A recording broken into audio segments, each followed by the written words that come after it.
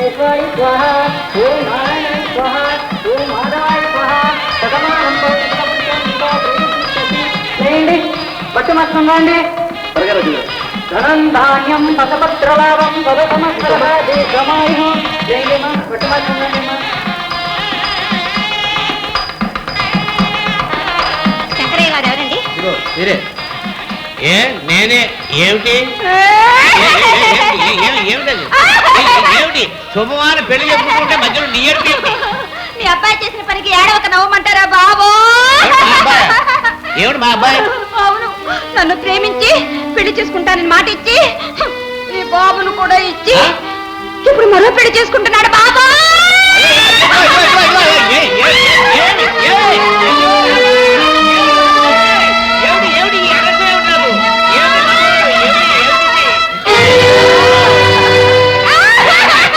పొరపాటు ఇక్కడికి వచ్చుంటా.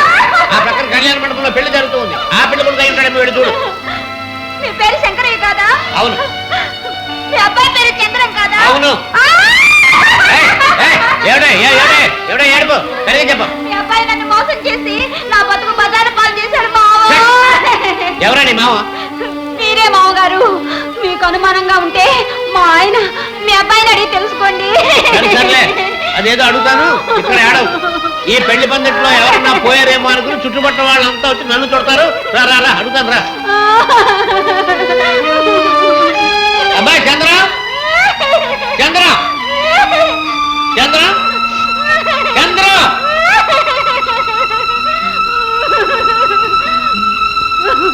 అబ్బాయి ఎక్కడ కనిపించట్లేదు. పెళ్లి బట్టలు మాత్రం ఉన్నాయి. ఇంకెక్కడ కనిపిస్తాడు మామగారు? చేసిన తప్పు బయటపడుతుందని తెలియకుండా పారిపోయి ఉంటాడు. పెళ్లి చేసుకోకుండా నిన్ను పెళ్లి చేసుకోబోయే అమ్మాయిని ఇద్దరికి అన్యాయం చేసి వెళ్ళిపోయాడే. ఇంకా ఈ విధవా ఇటువంటి ప్రేమాయాలు ఎందుకు జరుగుతున్నాడు ఏమో. నా గొప్ప బజార్ను బెట్ట చేశాడు. నా పరువు మామగారు, ఈ బిడ్డను నేనేం చేసేది, ఎలా పెంచేది? మీ అబ్బాయి కోసం నేను ఎక్కడ వెతికేది? నన్నేం చేయమంటావమ్మా? పెళ్లి కాకుండానే బిడ్డను కనే ముందు ఈ బుద్ధి ఉండాలి నీకు. మా వాడు నీకు అన్యాయం చేసినా నా మనవాడిని అనాథం చేయలే. ఉండు ఉండు ఉండు ఉండు. సూర్య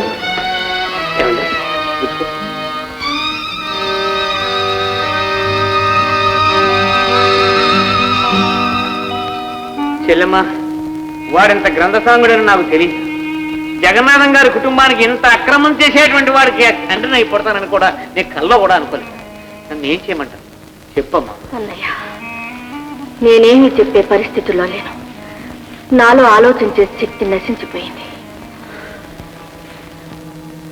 చూడమ్మాయి, జరిగిపోయిన దాని గురించి బాధపడి ప్రయోజనం లేదు. జరగబోయే దాని గురించి ఆలోచించకుండా ఉండడానికి వీలు లేదు. నన్ను ఏం చేయమన్నారు? ఓ పంచే, ఇగో ఈ సూర్యం మీ బంధువు రావణమ్మ కొడుకు. తల్లి పోయిన దగ్గర నుంచి నా దగ్గరే కన్నబిడ్డగా ముద్దుగా పెరుగుతున్నాడు. అతని చేత మూడు ముళ్ళు వేయి. మాగారు, మీ అబ్బాయి నేను ఏనాడు కలుసుకున్నావు ఆనాడే మా పెళ్లి జరిగిపోయింది. ఇప్పుడు ఈ వేడుక కేవలం మీకోసం, ఈ సంఘం కోసం. మరో పెళ్లి చేసుకోవడం నా జన్మలో జరగనిప్పది. నేను ఎందుకు చెప్తున్నానో బాగా ఆలోచించుకో అమ్మాయి. నీ కడుపున పుట్టబోయే బిడ్డకు తండ్రిని చూపించకపోతే లోకులు నిన్ను కాకులై పొడుస్తారు. ఆ కాకులు పొడుస్తాయని నా కన్న బిడ్డకు ద్రోహం చేయమన్నారా? రక్తం పంచుకున్న తండ్రికి బదులు ఎరువు తెచ్చుకున్న తండ్రిని చూపించమన్నారా? భారత స్త్రీ తన జీవితాన్ని ఒకే ఒక వ్యక్తికి అర్పిస్తుంది. అతనే ఆమెకు జన్మ జన్మలకు భర్త. పవిత్రమైన శీలాన్ని 10 మందికి పంచే ఆడది స్త్రీ జాతికే కాదు, భారతదేశానికే కళంకం. నువ్వు చెప్పేదంతా నిజమేనమ్మా, కానీ ఓటు పెళ్లి కొడుకు రారా అంటే వచ్చాం. పెళ్లి బట్టలు వేసుకోవాలంటే ఎందుకో వేసుకున్నాం. ఇలాంటి కోరికలు చేయడానికంటే కానీ ఊరుకోండి. మా చంద్రబాబు పెళ్ళ వడ్డీలు నాకు వడ్డీలు లాంటిది. వడ్డీలంటే అమ్మతో సమానం. ఈ ప్రపంచంలో అమ్మను పెళ్లి చేసుకునే మనుషులు ఉంటుందండి. నాకు నీతులు చెప్పేంత వరమయ్యామన్నమాట. చూడు చెల్లెమ్మా,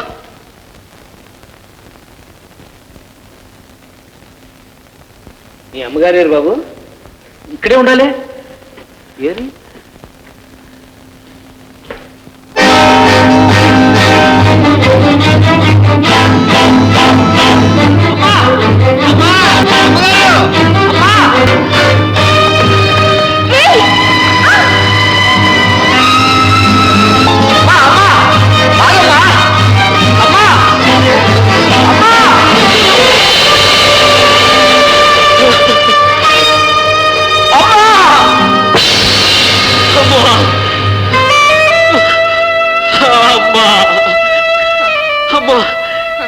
ఎంత పని చేశావమ్మా. ఏమండి, మీరు వెళ్ళి కాస్త రమ్మని తీసుకొస్తారా? ఇంకెక్కడేమో బాబు, సూర్యుడితో వెళ్ళిపోయిందిగా. అమ్మా అమ్మా అమ్మా.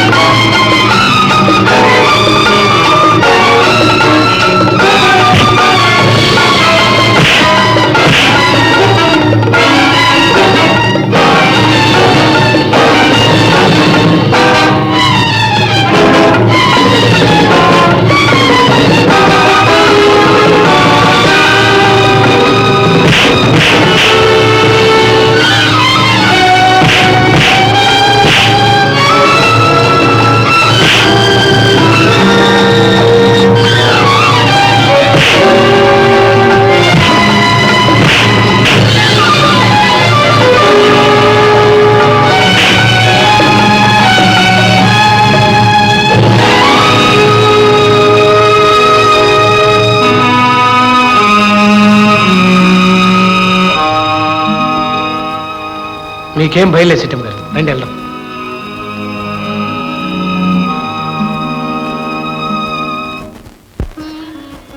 మా అమ్మ నన్ను ఎంతగానో ప్రేమించేది. కలలో కూడా ఎవరికి ఏ హాని చేయలేదు. అలాంటి అమ్మ ఘోరమైన చావుకు గురైంది. ఆ నెత్తుటి మడుగులో అమ్మను చూస్తుంటే నా హృదయం తరుక్కుపోయింది మావయ్య, తరుక్కుపోయింది. నిజమేనో, చాలా దారుణం. ఆమె కటువంటి దుర్గతికి కారణం ఆ చంద్రం చేసిన మోసం. మగాడు ఏం చేసినా చెల్లుతుంది. ఆడది ఆ రమకైనా బుద్ధుంటాకర్లే. అతని సంగతి తెలుసుకోకుండా ఎందుకు తొందరపడాలి? మగాడి సంగతి ఆడ తెలుసుకోవడం అంత సులభం కాదమ్మా. ఆకాశంలోని పక్షిజాడ, సముద్రంలోని ఓడజాడ తెలుసుకోగలం గాని ఆడదాని విషయంలో మగాడి పొకడు తెలుసుకోలేమన్నారు. సరేలే, వాడు మోసగాడు, నాటకం ఆడాడు, బాగానే ఉంది. ఇటు కన్న తల్లి ప్రాణత్యాగం చేసి పడి ఉంటే ఎవడో దారిన పోయేవాడితో ఈ మహాతల్లి లేచిపోవడం ఏంటి? ఇదే నా చెల్లెలైతే ముక్క ముక్కలుగా నరికేసేదాన్ని. చంపినంత మాత్రాన ఏమిటి ప్రయోజనం? అంతా రాత. ఆ రోజుల్లో జగన్నాథం గారికి ఎంత పేరు, ఎంత పక్యాలు. అలాంటి స్వచ్ఛమైన కుటుంబానికి మచ్చ తెచ్చింది నా బాధ. మావయ్య, దాని పేరు నా దగ్గర ఎత్తకండి. దానికి నాకు ఉన్న అన్నా చెల్లి సంబంధం ఎప్పుడో తెగిపోయింది. అది మళ్ళీ నా కళ్ళ ముందు కనిపిస్తే ప్రాణం తీస్తాం. అట్లోనే వస్తున్నారు నూతన వధువరులు.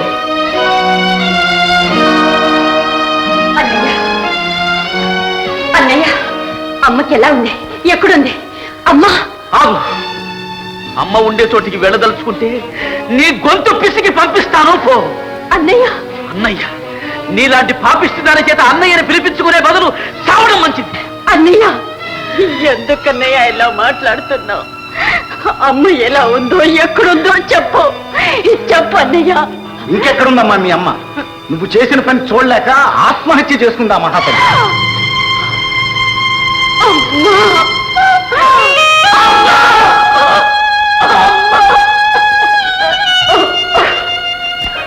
అమ్మ, అమ్మనే పవిత్ర పదాన్ని నోటితో పలికే అర్హత నీకు లేదు.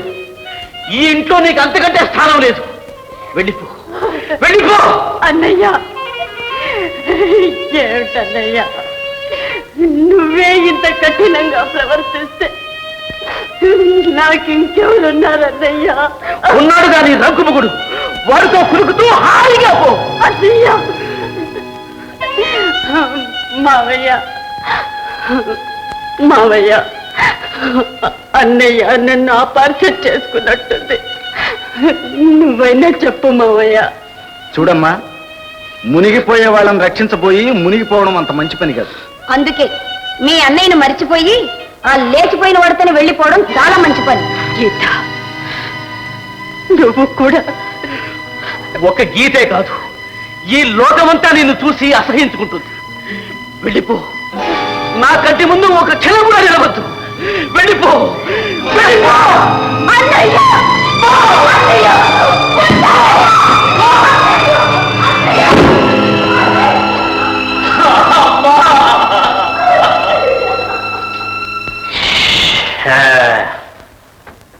అమ్మా అయ్యో ఏమే ఏమే ఏమిటి మాట్లాడవా నీ నాలుగు నక్కెత్తుకుపోయిందా ఏమిటి ఏమిటి అలా నా నాలుగు నక్కెత్తుకుపోలేదు కానీ మీ కూతురు కుక్కెత్తుకెళ్ళింది. ఏమిటి కుక్కక్షల్లో ఏమిటి అదే ఆ గుమస్తా కుక్కలేదు రామచంద్ర ఆ రామచంద్రుడే ఎత్తుకెళ్ళాడు. కట్నం ఇవ్వాల్సి వస్తుందని కూతుర్ని పెళ్లి చేయకుండా ఇంట్లో పెట్టుకుంటే చివరికి ఆ గుమస్తాగాడే గతయ్యాడు. డబ్బు నగలు ఏమన్నా పట్టుకుపోయింది ఏమిటే దాని నగలన్నీ పట్టుకుపోయింది. రామచంద్ర నువ్వేం చేస్తున్నావు గుర్రు పెట్టి నిద్రపోతున్నావా లేక ఇద్దరిని సాగరంతో పంపించావా అర్ధరాత్రి పూట చెప్పకుండా పారిపోతా నేను మాత్రం కలగన్నానేమిటి? నా లక్ష్మీదేవిని కూడా ఎత్తుకుపోయాడు రామచంద్ర ఎందుక నేను వస్తూ ఉంటే ఊళ్ళో వాళ్ళు గుసగుసలాడుతున్నారు. మిమ్మల్ని చూసి చాటును గుసగుసలాడారేమో కానీ ఊళ్ళో అమ్మలక్కలందరూ నా ముఖాన్ని పక్కపక్కన పలికారండి. ఏం చేస్తాం ఇటువంటి పాడు వార్తలు అన్ని చక్రాల మీద పరిగెడుతూ ఉంటాయి. ప్రతి విధంగా ఆ చక్రాన్ని కందెన వేసేవాడే అంతా మన కర్మ. కర్మ కాకపోతే కొడుకు పెళ్లి కళ్ళారా చూడలేక కూతురు పెళ్లి నా చేతులు విసిగిలేక ఏ ముచ్చట తీరకుండా పోతుందా? పార్వతి మన పరువు బజార్కెక్కించిన ఆ సరస్వతి ఇక మనకు పుట్టలేదని పూర్తిగా మర్చిపో. చంద్రం పెళ్లి మాత్రం మనం అనుకున్నట్టుగానే మనం కోరిన సంబంధం జరిపిద్దాం. రెండో పెళ్ళ కాదు మొదటి పెళ్ళే. ఆ పెళ్లి కూతురు మంచిది కాదని మన వాడు తెలుసుకుని నిన్ను పెళ్లి చేసుకొని పో అన్నాడు. ఆవిడ గారు మన సూర్యం గారితో లేచిపోయింది. పాపం ఈ ఘోరం కళ్ళారా చూడలేక అనసూయమ్మ గారు ఆత్మహత్య చేసుకున్నారు. పాపం బిడ్డల కన్నా తల్లులకి చివరికి దక్కే ఫలితం ఇదన్నమాట. కానీ ఈ మహాపాపం ఊరికే పోదు. అవతల పురోహితుల దగ్గరికి వెళ్ళి మోసం పెట్టించా పెళ్లి వాళ్ళకి తెలియజేయాలి. వస్తాం మరి నేను.